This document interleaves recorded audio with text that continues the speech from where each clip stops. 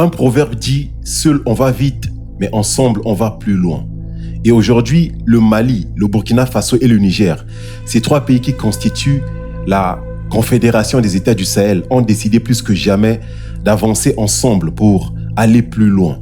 Et on en voit les résultats. Il y a quelques jours, les trois pays de l'AES ont signé un accord historique. Et cet accord, c'est l'accord de coordination de fréquences radioélectriques. C'est un accord technique en apparence, mais en réalité, c'est une étape majeure vers une réelle souveraineté technologique dans l'espace AES. Et comme le dit un proverbe africain, quand les toiles d'araignée s'unissent, ils peuvent ligoter un lion. Aujourd'hui, nous allons voir ensemble pourquoi cet accord est une réelle victoire pour le Sahel et un message d'espoir pour toute l'Afrique. Salut à toi, bienvenue sur ma chaîne. Moi, c'est Ndjalou. Et ici, je te parle de géopolitique africaine, de souveraineté et d'indépendance réelle du continent. Si ces sujets t'intéressent, je t'invite à t'abonner, à liker cette vidéo et pourquoi pas à la partager ou à laisser un commentaire. Let's go. L'accord que nous venons de signer cet après-midi, il faut le mentionner, est le deuxième du genre pour les régulateurs de l'AES. Il faut rappeler que l'année passée, ici même à Ouagadougou, il y avait eu la déclaration pour le free roaming. La signature s'est déroulée à Niamey.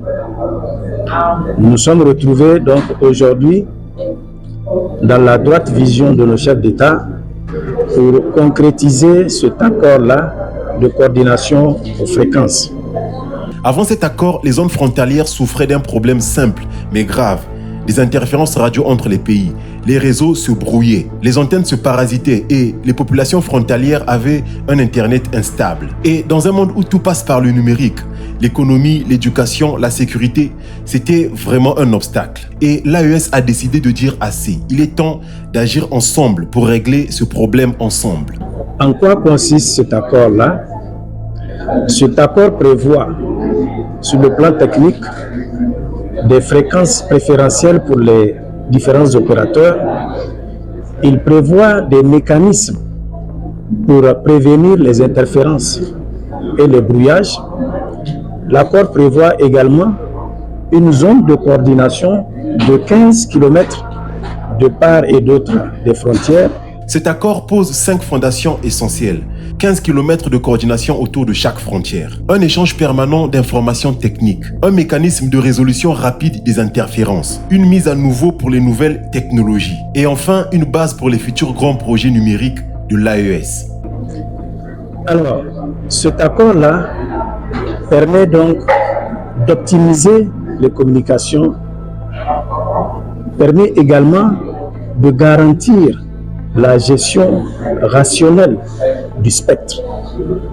Et tout ceci, donc, comme je l'ai dit en introduction, va dans la droite ligne de ce que nos chefs d'État attendent de nous dans le cadre de notre souveraineté. En fait, il y aura des bandes de fréquences partagées que nous allons utiliser d'un commun accord. Et ceci permettra aux différents opérateurs de ne pas se brouiller. Et il y aura également des niveaux de fréquence qu'on va donner aux différents opérateurs à ne pas dépasser. Parce qu'au-delà, vous pouvez brouiller celui qui est de l'autre côté. Et je pense que cet accord n'est qu'un début. Il ouvre d'ailleurs déjà la porte à un espace plus intégré, un espace numérique plus cohérent, plus souverain, plus africain. Une chose qui nous appartient, une chose dont on peut être vraiment fier. Donc, c'est un accord technique, mais c'est un accord d'envergure qui va permettre, en tout cas au niveau de frontières, de pouvoir travailler, de pouvoir coordonner et de faire en sorte que les populations puissent exploiter de manière efficiente les réseaux de télécommunications. Et cet accord montre aussi une chose, que l'AES n'est pas seulement une alliance militaire ou sécuritaire, mais que c'est une vision d'avenir, une volonté d'intégrer les économies, les infrastructures ou encore les systèmes technologiques. Oui, nous n'avons pas donné de délai, mais nous pensons que ça peut se faire assez rapidement, puisque les travaux préparatoires avaient déjà eu lieu à Niamey, où les techniciens avaient déjà travaillé pour parvenir à cet accord-là. Donc, la signature marque cette matérialisation et ça pourra donc intervenir sans délai.